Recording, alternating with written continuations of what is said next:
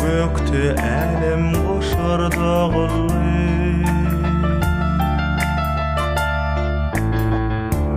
Dağıllaşıp gazlar geçti üstünde.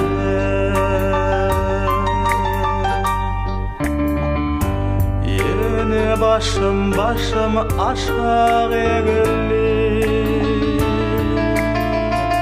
Çıkabilmen yatlamalan aslından.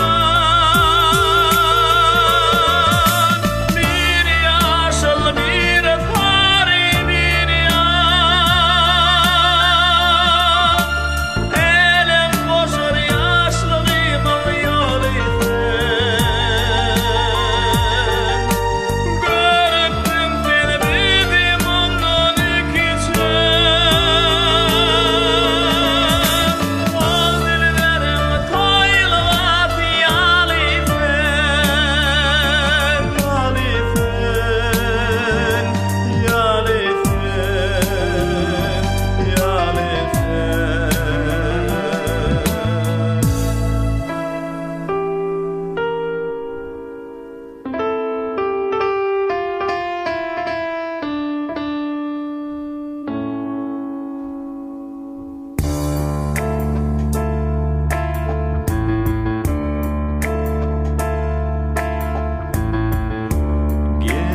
Var yar aylar, yıllar, kış yazlar.